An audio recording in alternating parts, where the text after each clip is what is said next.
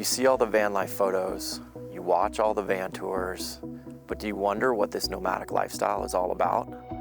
Are you curious about life on the road? Social media calls it #vanlife. We call it home.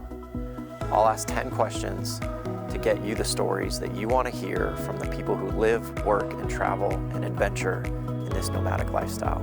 Welcome to Life on the Road.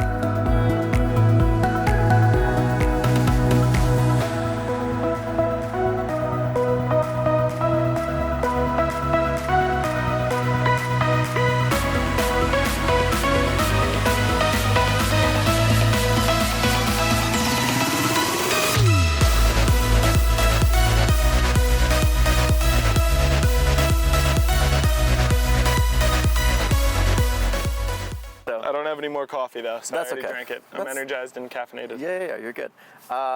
Welcome to another episode of Life on the Road, where I ask 10 questions to get you the stories that you want to hear from his life on the road. Welcome, brother.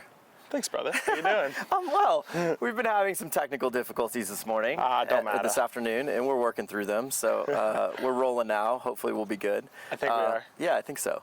But we're here in Moab, Utah. Just finished the event that Arron and shout out to Adventure Bike Mike in the Flamingo stage just through this weekend. It was insane. Absolutely. I mean, yeah, we always have a pleasure throwing those events, so we're just glad that everyone had a good time, you know? It was so good. And again, like, I don't want to say, this isn't like y'all's first one alone, quote unquote, but it's the first kind of big one y'all have thrown.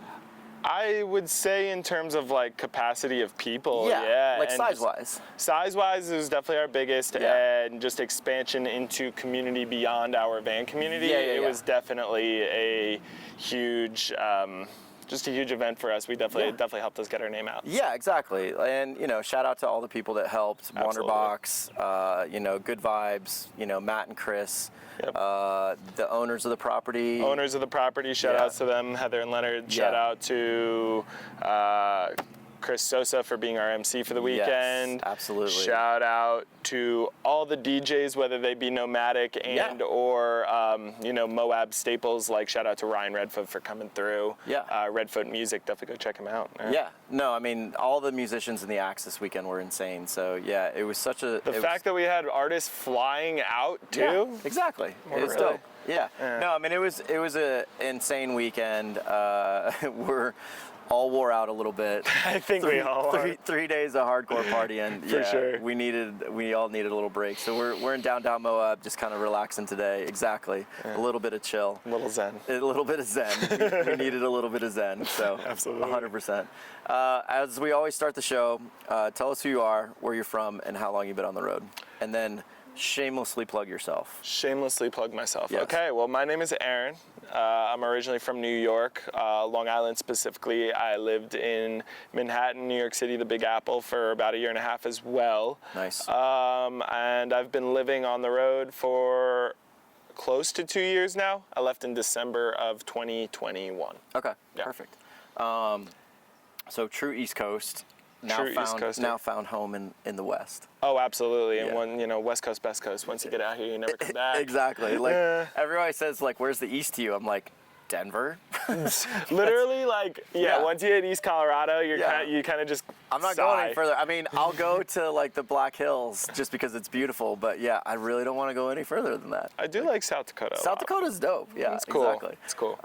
Yeah, for sure. Yeah. So let's learn about your life on the road. Oh, I forgot to shamelessly plug myself. Yeah, exactly. Where can people find you? You can find me on Instagram at DriftalongDJArron. You could also find me on Soundcloud as DriftalongDJArron.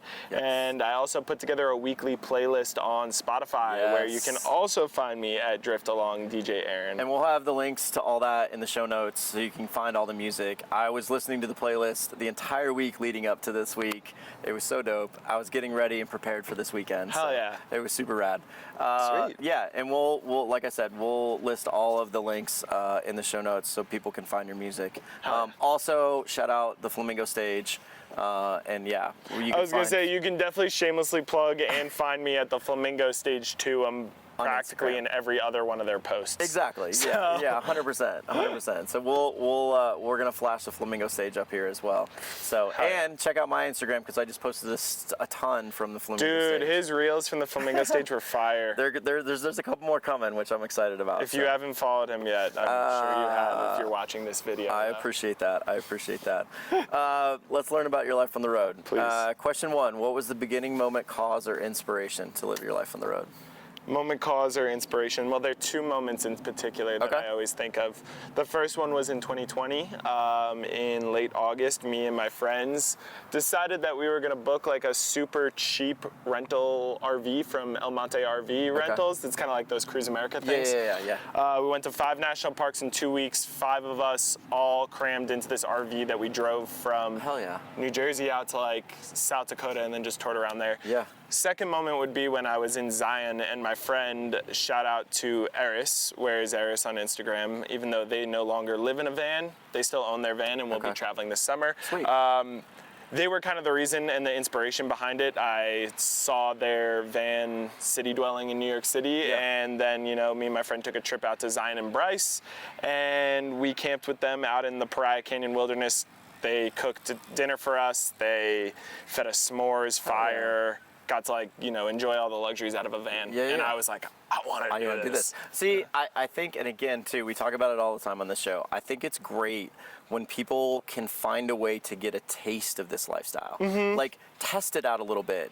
We just did an interview with Blakely here in Moab as well. She did something similar. She took 30 days in a little A-frame pop-up and then just traveled the country or traveled the West. So, I mean, I think the fact that you took kind of these 2 road trips and really experienced nomadic life and got a taste of what it was like. I think that is such a key thing for people that are thinking about this lifestyle. You know, so important to do. Absolutely. And, you know, when I was a kid, I used to always look at, like, I don't know, RVs and things on the road and be like, they can just, like, have a home that goes anywhere. And then once you get old enough, you, like, put the gears in motion to try it for yourself. And you're like, oh, man, that's awesome. Exactly.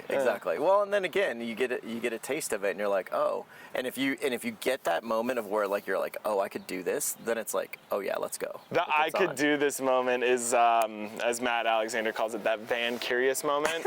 Because Eris, funny enough, moved into a van because of Captain Good Vibes himself.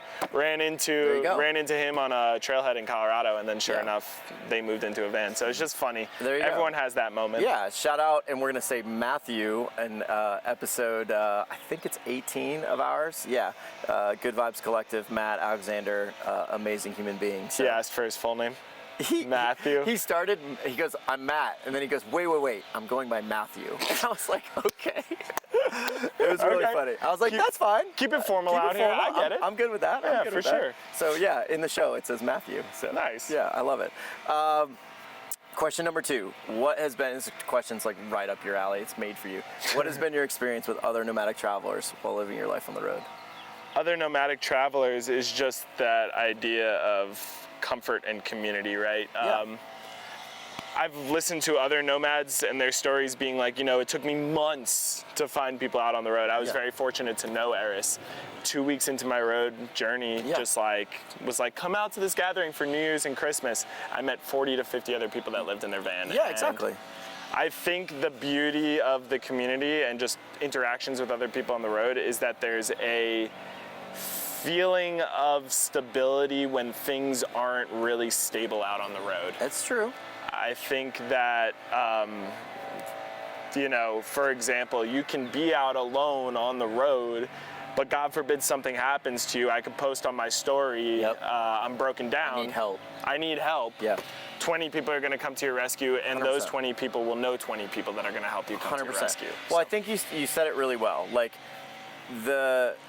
when you're living on the road, there is constant stress and kind of constant change. There's constant kind of, not non-security, but you have that level of like, I still have to go find a place to sleep.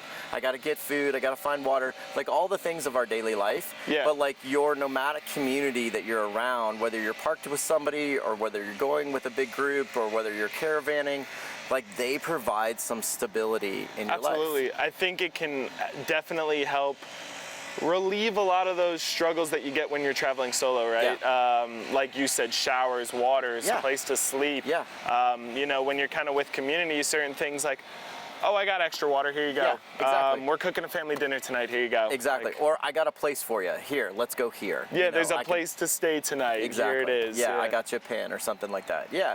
And again, you know, to your point, what you said earlier is like if you break down, like there's going to be 20, 30 people that are going to come to your rescue. That's just how this community works. Like, and it's a beautiful thing. And obviously, like, we just left and and I say it all the time on the show, like I kind of really truly feel that van meetups and like events like y'all's and, you know, other events throughout the season, shout out Journal of Lost Time and Descend on Bend, you know, things like that, they're kind of the woven fabric of our community. Like, For sure. You don't have to go to van meetups to meet friends. But to your point, you can go to a van meetup and meet 40 friends really quickly. And the beauty of it too is, you know, at the end of the day, we're all our own people still. Like you can meet 40 people and be super stoked that you have this massive community. Yeah. Then you can go wander off on your own for about 3 months, but you know that community is always still going to be there for you at the end of the day. You can always come back to them and they're going to welcome you no matter what. Absolutely. That's the best part. And it's nice to have our events when, you know, for example, like I haven't seen you since, I don't know, August, September. Yeah, exactly. And it's May now. Yeah. So like, and we've kept in touch. Yeah. We've, you know, made sure we kind of knew what was going on in each other's lives, and then we knew we were going to come back together eventually. And just this is how it works. and now we're here just shooting the chat. I won't curse on YouTube. You can curse on this show. It's Okay. fine. We're just shooting the shit. We're shooting the shit. Exactly. You know. And again, like, you know, your sets all weekend were insane. I couldn't wait to hear them. Thanks. Yeah, it was awesome. It's very much appreciated. Such a fun weekend. Question number 3, what has been your biggest triumph and what has been your biggest failure while living your life on the road? Triumph, I would say, is just, I don't know, coming more into my own as the person that I really truly am, I like and that. embracing that person more. Yeah. I would say the faults are slipping into habits where I wasn't slipping into habits that I carried before I lived in the van that I used to be very critical of myself for, and that I wanted to work on. Okay. I know those are very vague statements, but I guess, you know, for the triumph part, you know, I've always had this wanderlust mentality. I've always been happy-go-lucky, spirited, just, you know, peace, love, and wubs, pretty much. You know, that's kind of just been the personality I've had, and I don't know, I grew up in an environment where I felt like I wasn't really allowed to showcase that part of myself just to its fullest extent. And then when you get out here and you start being yourself and people just embrace you for whoever you are, and even if they don't, and that's okay. yeah, and if they don't, I feel like one of those things that triumphs is just getting better at being like, you know, not every person's gonna like you, and you're 100%. Not gonna like everybody, so. Exactly, like the nomadic community is extremely welcoming, let's just say that. Yeah. But at the same time, you're not gonna like everybody. Absolutely. It kind of is what it is. I think it's just like, yeah, it's that triumph of just being comfortable as who you are as a person, and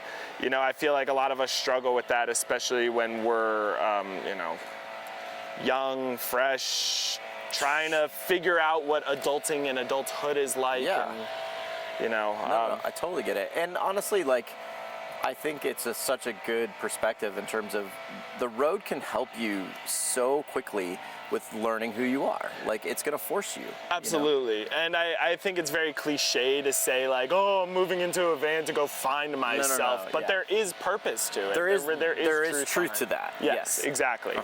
And kind of like, you know, I don't think it should be your reason for getting in the van, but that's going to be a byproduct of it for sure. I definitely think it would be a byproduct of it. I would say that, you know, it wasn't the reason I got in the van, but it's definitely helped, and you know, I definitely have formed healthier habits, healthier practices for myself as a human being. Yeah. Just through this lifestyle. Being in the van. Yeah, exactly. You know, and then in terms of like the faults, just to elaborate that on, I mean, I think that sometimes my mind allows me to overthink, over-catastrophize, hyper-exaggerate, and harp on insecurities of myself that I used to be insecure of in the past. And I think that the journey is always, like, you're never gonna have a finish point, and your journey is who you are as a person, but, you know, I would say that I've had those moments happen to me, and all I've been able to do is grow on them. Yeah, of course.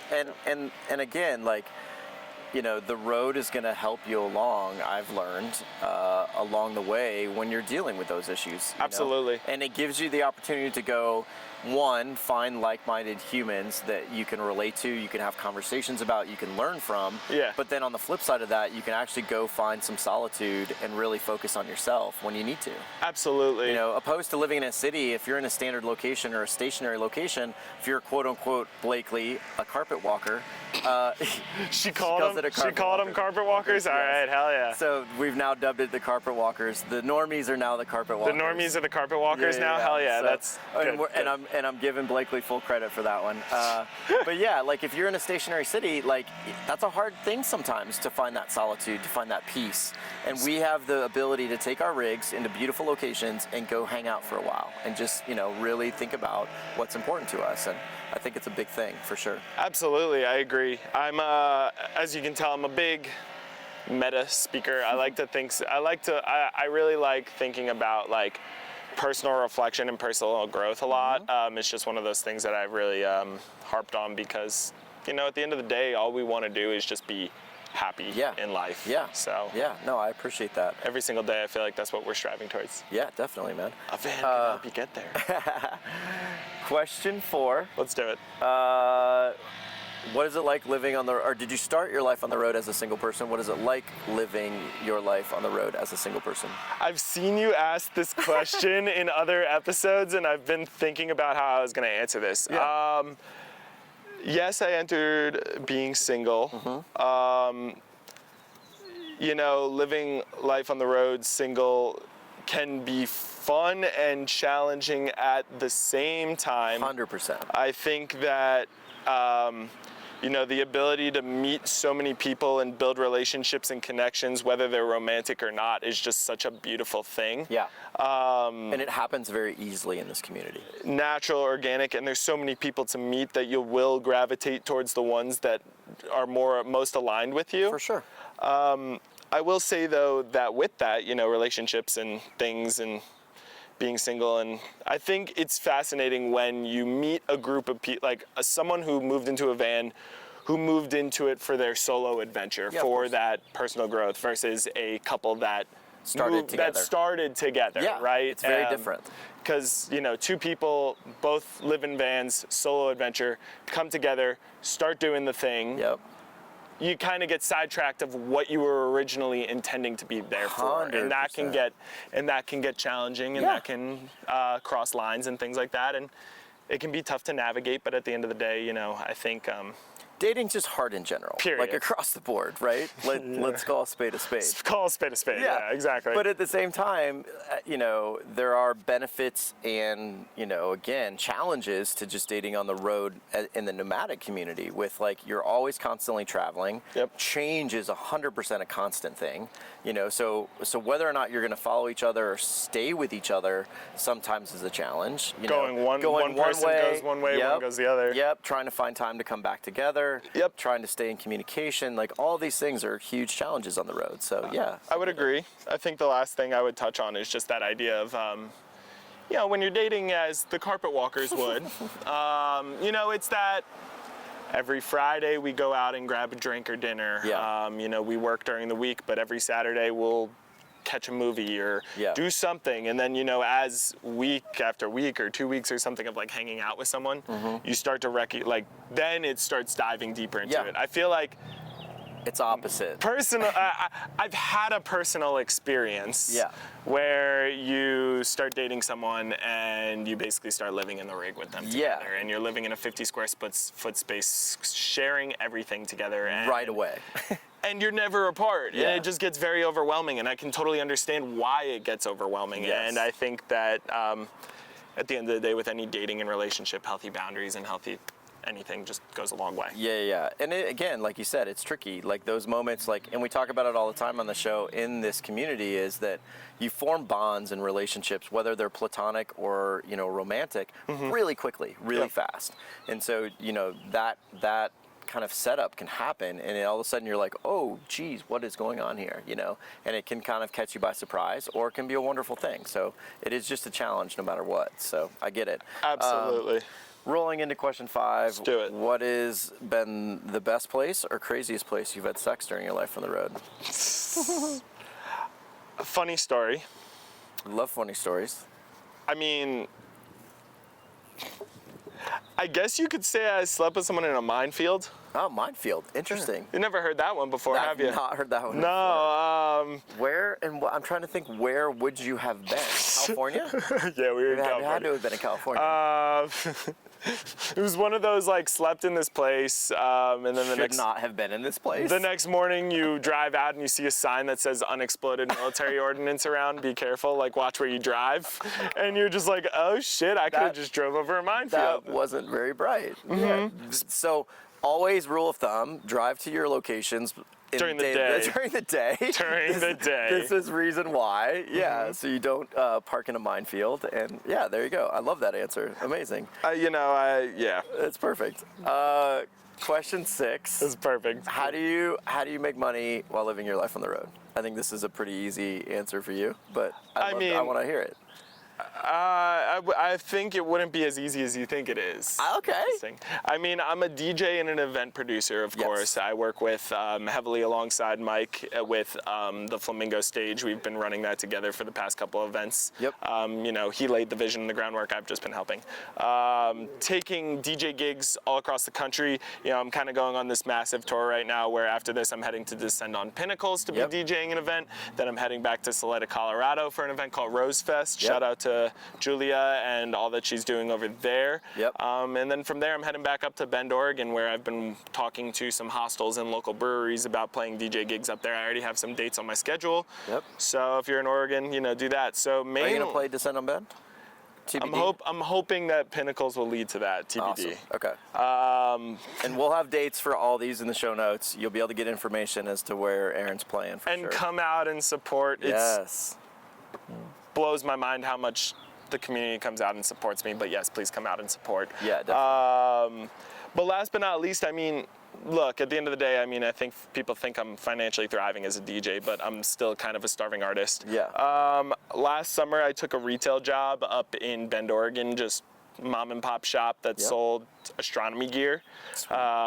These past month that I've been here in Moab, I've been working for their gear trader store. As we all do living in vans, I'm an outdoor enthusiast. Yeah, so just we're all gearheads. We're all gearheads, so getting the ability to work at a gear shop has been pretty sweet. Nice. So, okay. So basically just kind of local gigs in certain places as you've been traveling on the road for a short period of time. Supplemental income while I can pursue the DJ career. Yeah, exactly. I love it. Exactly. Yeah. And I know you're in Bend, obviously, for a long time. You've now picked Moab here for a little bit, and then you're going to keep playing this summer, which is amazing. I'm stoked. Yeah, I love it. Yeah. Question number 7. What is your rig? Who built it, and why did you choose it to live a life on the road? This is my Nissan Envy 2500. You're the first Nissan on Life on the Road. Exactly. Shout out to the Nissan. Shout out. There's the big beluga whale. The big beluga whale that looks like a freaking shoe Snoopy van. It's got its long freaking hood on it. Yeah. She gets a lot of criticisms, but for her shape. For her shape, for sure. She's beauty. She's got unique. Curves. She's unique. I like it. I built it out. Okay. I wasn't a professional builder. So what is it? What year is it? It's 2017. 2017, okay. Yeah, I bought it from a used car dealership. Why did I buy this one? Yeah, I'm curious. Cheapest. Cheapest. Okay. Cheapest comparative to any other white panel van. Yep. And I've heard really good things about their engines. Nissan engines are very reliable. Yep. That goes across the board. I think you look at any of their, sedans. Yeah. And it says a lot that the engine can last for a long time. Absolutely. So fingers crossed, knock on wood. We'll find some wood, exactly. And yeah, I built it. Some of my friends have given the nickname of this van Jerry because everything in there is jerry-rigged. Because, like I said, I'm not a builder. There you go. But She got everything I need. She good. Why did I choose her for a life on the road? Like I said, she was the cheapest. Yeah. And no issues so far? Everything's been good? So far, so good. I bought her at 74,000 miles. I'm at 120 now. There you go. That's nice. Yeah, absolutely. Lots of oil changes. Yeah, I mean, standard maintenance it comes with the territory with our lifestyle. So I really hope it is what it is. But she be revving when I put her in reverse though recently. I'm scared I don't have a tranny issue. Okay, maybe need to get that looked Knock at. on wood. Knock on wood that everything's okay. But it's funny that we're talking about that. Yeah, but I get it. Question number 8 is, what is your best bathroom, number 1 or number 2 story from life on the road? First off, is there a toilet in the rig? Nope. No toilet in the rig. Okay. Home Depot bucket. Home Depot bucket. There we go. Old school. Old school. Yeah. So poop in the woods. All poop day. In nature. Digging holes where digging holes is allowed. Yes. Key statement right there. We're gonna put in the show notes how to fucking poop in nature. Yeah, God, it's become a problem. No surface turds. Yeah, exactly. 6 inches 6 deep. inches or more. Go to 8 inches. I don't like the 6 inches. I like the 8 inches. Like deep as you can go. Deep as you can go. Yeah. Best bathroom experience though? Any horror stories? No horror stories for me personally. But I mean, God, some of those Planet Fitnesses, like, some of them are terrible, and then some of them are gorgeous. Wait, we have not talked about this on the show yet, so let's shout about this. Okay. Like, the Planet Fitness. So Planet Fitness obviously is a rite of passage. I feel like for van lifers, it's more often than not, if you don't have a shower or you don't have a toilet in the rig, it's where you go.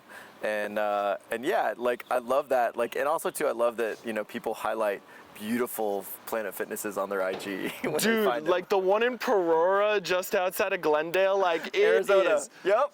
The one in Phoenix. The one in Phoenix has maybe one of the nicest shower setups ever. Like your own private stall, own private changing room. I'm like, God. Yeah, it's pretty amazing. And then you get to some Planet Fitnesses and it's literally just like it feels like a rec center bathroom. Like, yeah. Yes, I love it. I love it. Okay, that's amazing.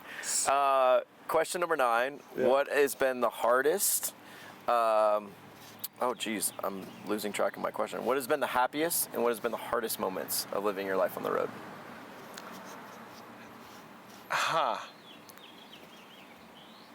Happiest moments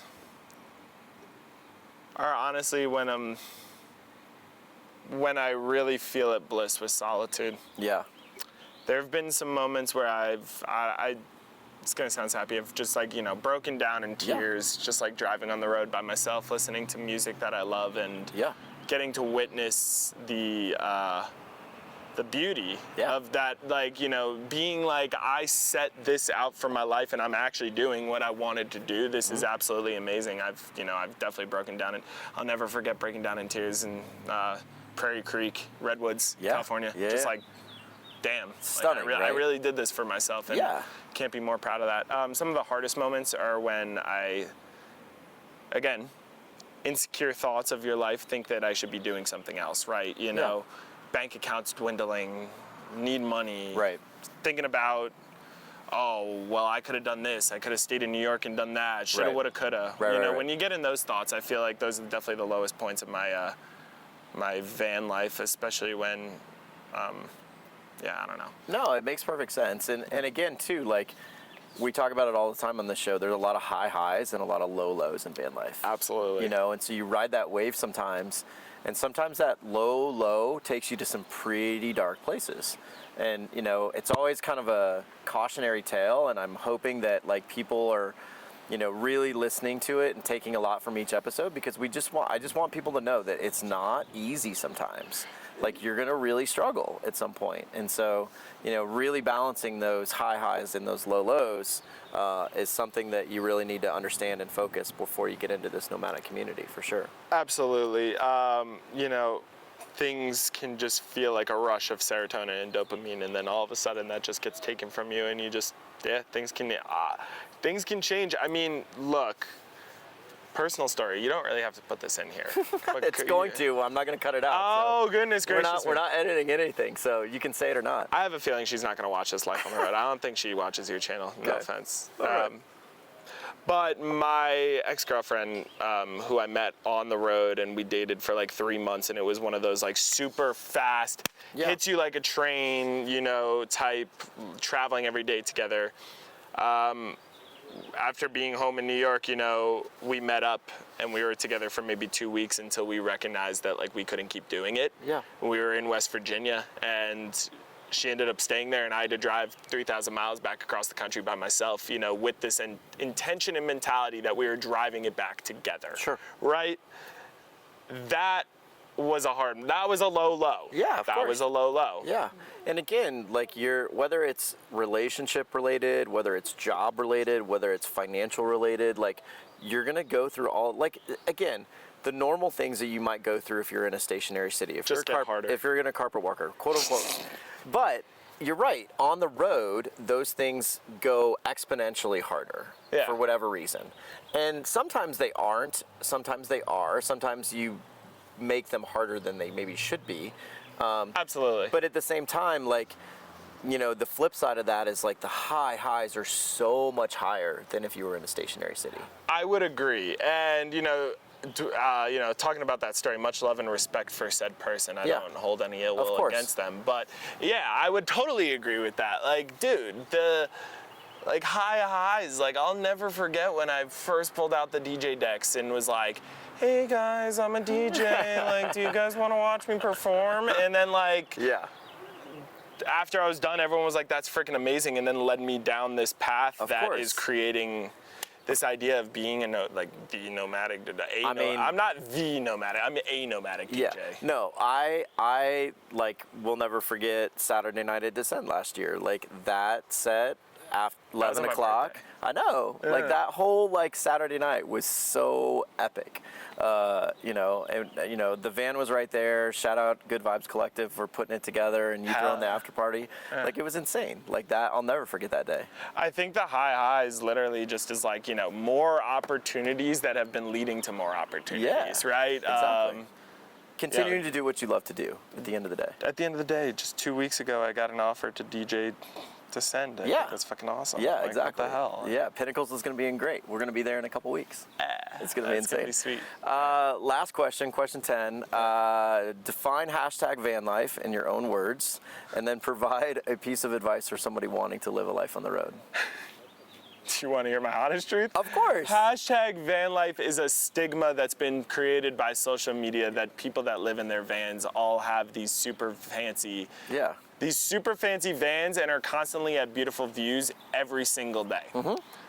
Which is just not the case of if you're trying to live the dirt bag life, is what I would call it. Well, it's a glorified version of our life at the end of the day.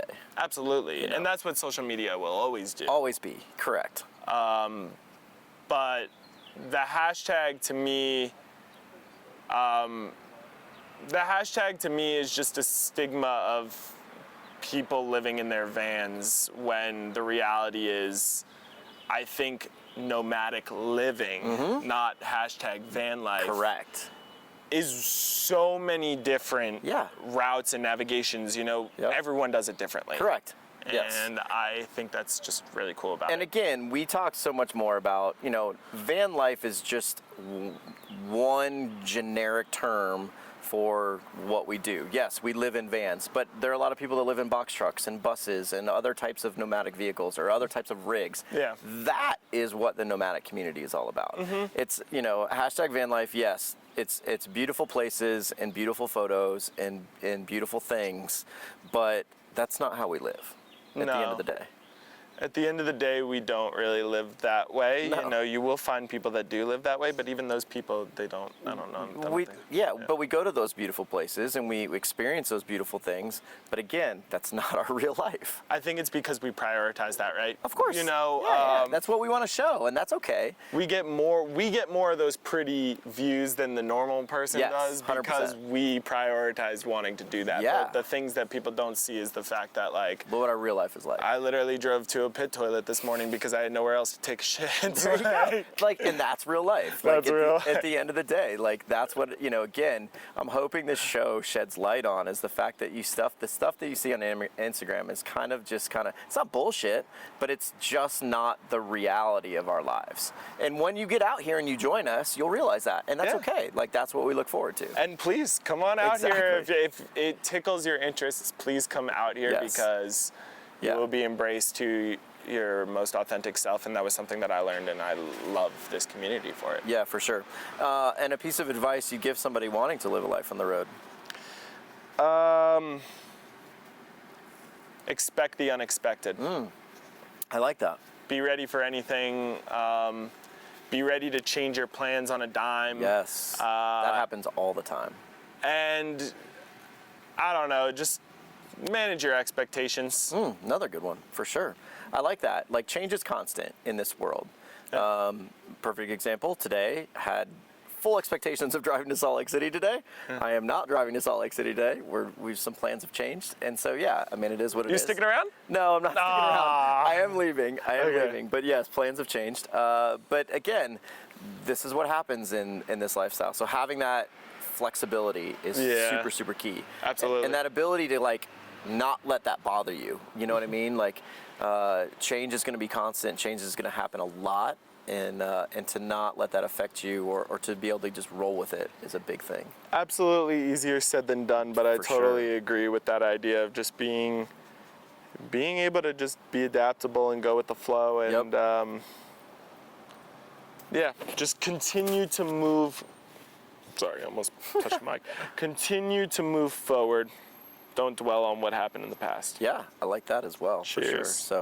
So, brother, man, that's your 10 questions. Oh man, we're already done? We're done. Did we fly through that? We did fly through that. I was gonna say. It was good. Is there anything else you want to touch on? No. Or are you good? I think we're great, man. Sick. I can't believe we got to do this. I'm so happy we got to do this. Absolutely. I can't wait to see your set in Descend. We're gonna see you in a couple weeks here. Stoked for that and, too. You gotta go. Are you going to work today? No, okay. I have to go pack, and I'm getting out of Moab. Yeah. And yeah, Did I tell you though? I'll throw this out on the video. How I just recently got this job, and then or like at the retail job, and then, like I said, always be adaptable to change. I just got this offer for Descend, so I had to. Oh, that's right. You told me that. I literally had to quit the job. You had to quit the job. Yeah. I do totally. You did mention that to me. Yeah, that makes perfect sense. Which I'm sad you're quitting, but I'm really happy you're going to Descend. Don't be sad that I'm quitting. Let's be honest. I know, but it is what it is. So you definitely have to go pack though. So I do. So we're gonna get out of here. You guys, thank you so much for watching. Like and subscribe to the channel, and we'll see you on the next episode. So, hell yeah, peace.